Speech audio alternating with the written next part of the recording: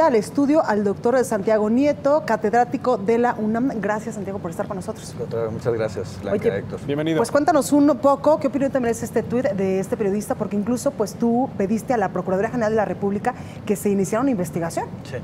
Sí, a ver, hay que plantear primero que la Constitución no protege ni un derecho al insulto, ni por supuesto protege, digamos, la libertad de expresión está evidentemente amparada por la Constitución y los tratados internacionales, pero la propia Constitución dice que hay límites a la libertad de expresión. Y uno de esos límites es precisamente la comisión de un delito o la perturbación del orden público.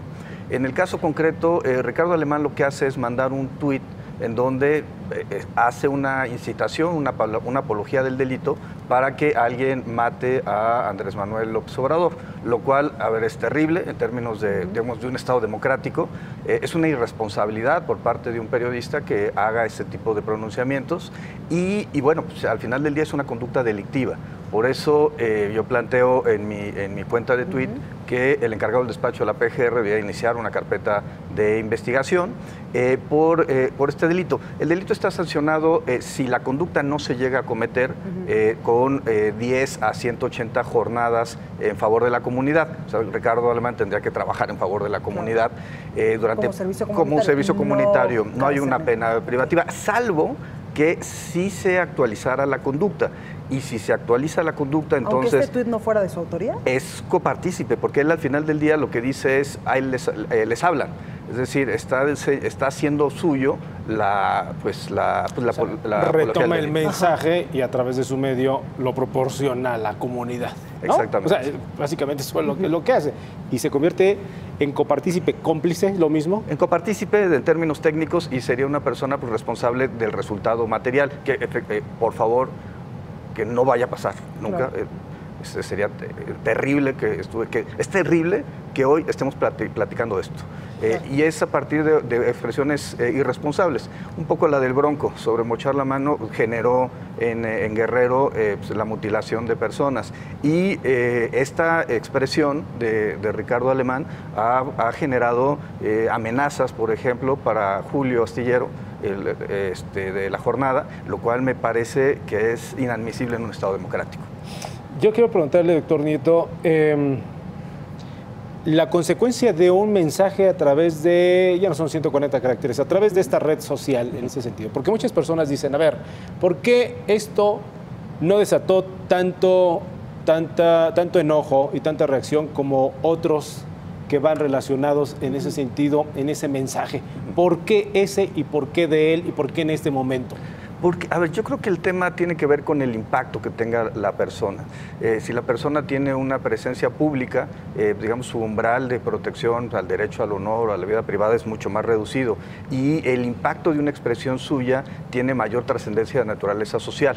Y eso fue lo que vimos. No es lo mismo que un ciudadano cualquiera hiciera un pronunciamiento de este tipo a que lo haga un periodista que tenía acceso a varias televisoras públicas y privadas del país y sobre todo que se mande este mensaje de intolerancia. A mí eso es particularmente lo que me preocupa. Norberto Bobbio decía que la democracia no solamente era el ejercicio del poder público en público, sino debía tener ciertos valores y los valores son evidentemente pues, la pluralidad, la tolerancia, el respeto, los derechos fundamentales y hay una parte fundamental que es la no violencia. El dar un mensaje de que maten a un candidato presidencial a mí me preocupa, me desconcierta y creo que al contrario, lo que tenemos que hacer como sociedad es ver cómo operamos de manera conjunta para que este tipo de expresiones no se vuelvan a presentar. Estamos todavía 55 días de la jornada electoral y no es posible que en estos momentos estemos teniendo ese nivel de polarización. Creo que al contrario, el mensaje tiene que ser de qué forma logramos transitar con urbanidad política para que el 2 de julio, un día después de la jornada electoral, podamos tener un país en calma, con la tranquilidad necesaria y propia de un Estado democrático. Santiago, a raíz de esto que acabamos de ver con Ricardo Alemán y todas las consecuencias de retuitear este meme o esta información que ya se había hecho viral hace pues, varios días, a consecuencia de esto la autoridad tendría que poner especial atención, especial ojo, por ejemplo, en las personas que tienen muchos seguidores en redes sociales, de exactamente ver qué es lo que están publicando y qué de lo que publican puede pues tener este daño. Sí, tener un impacto negativo en el proceso. Y yo creo que en dos vías. La primera tiene que ser, sí, la autoridad administrativa, la Comisión de Quejas y Denuncias del Instituto Nacional Electoral, inclusive la autoridad ministerial, FEPADE, tienen que estar muy pendientes de que no se cometan conductas delictivas a partir de las redes sociales, como divulgar noticias falsas, dolosas durante la jornada electoral, que es un tipo penal establecido en nuestra ley. Y la Comisión de Quejas y Denuncias tiene que analizar los promocionales. Y yo creo que esta es una parte muy importante. Nosotros finalmente reformamos la Constitución en el año 2007 como país y se estableció un modelo de comunicación política. Nos puede gustar o no, pero ese es el modelo que tenemos hoy en día y tenemos que ajustarnos a ese modelo. Y esto implica que los servidores públicos no pueden hacer promoción personalizada, implica que los terceros no pueden contratar tiempos en radio y televisión. Como pasó con Mexicanos. Como pasó con Mexicanos Primero, que es una violación constitucional que el tribunal ya resolvió, y tampoco los partidos políticos pueden hacer contrataciones directas. El objetivo del modelo de comunicación política tenía que ver con evitar que hubiera inequidad, pero también con un tema importante, que no haya calumnia. La propia Constitución prohíbe que hayan estas expresiones de carácter calumnioso hacia las personas. Y creo que la parte importante es que el Tribunal Electoral y el INE tienen en sus manos, a partir del procedimiento especial sancionador y a partir de la revisión del procedimiento especial sancionador, una oportunidad histórica en este contexto donde tenemos 88 muertos por violencia durante el proceso electoral, donde tenemos tweets que invitan a matar a un candidato a la presidencia de la República, tienen que moderar el discurso. Sí. Es decir, claro, la gran responsabilidad del Tribunal Electoral y del Instituto Nacional Electoral en este momento es, tenemos que hacer que la polarización política no se desborde, que no llegue a los extremos. Y esa es una labor fundamental. Ellos los tribunales como intérpretes constitucionales, el INE como autoridad administrativa, tienen que conciliar que dentro del ejercicio de la libertad de expresión no se calumnie, no se busque la polarización, porque bajo el discurso de que tiene que haber una crítica vehemente, pueden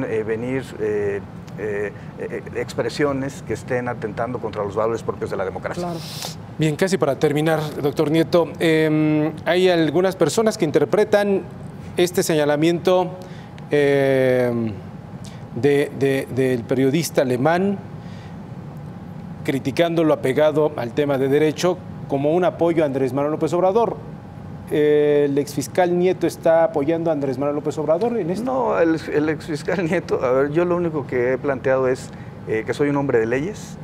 Mi forma de defenderme es a partir de las normas del Estado de Derecho. Ustedes saben que tengo todavía investigaciones abiertas en la visitaduría. Afortunadamente gané el asunto de la Contraloría y creo que ese es mi punto central.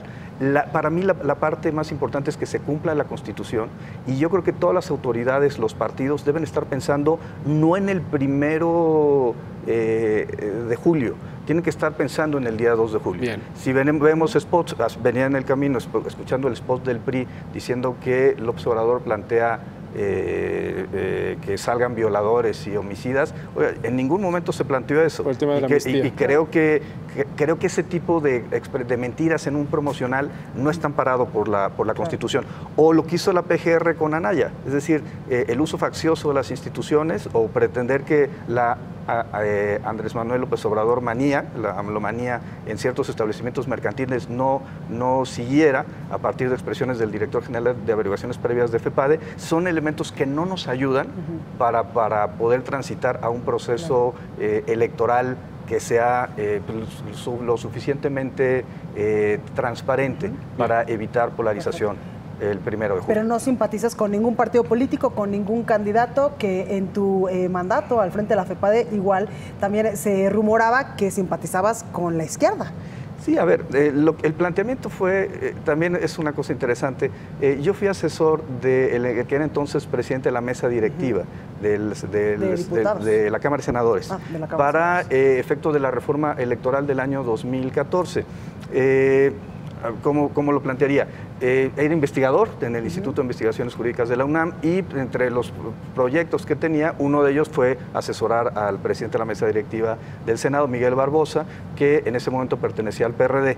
Y de ahí sacaron que tenía un contrato con el PRD y de ahí todo lo demás. En realidad, cuando viene mi designación, es votada por 93 senadores presentes y todos sabían que había participado en las mesas de debate de la reforma como representante pues, del presidente de la mesa directiva. Digamos, esto no fue en ningún momento un punto de ocultamiento. Y mi tema es que ya había sido magistrado, ya había trabajado en el entonces IFE como asesor, ya había vivido temas académicos, mi doctorado es en materia de argumentación jurídica en materia electoral y viví esta parte de ser fiscal electoral, actuando siempre con absoluta imparcialidad, sin filias ni fobias. ¿Por qué teníamos muchos asuntos contra el PRI y eso al PRI le molestó? Porque el tema de los delitos electorales, comete más delitos electorales el que más poder tiene. El PRI tenía cometía más delitos, lo perseguíamos más, ¿no? Muy bien. Gracias por estar esta noche con nosotros. doctor. Muchas gracias. Buenas noches. Muchas gracias, Héctor.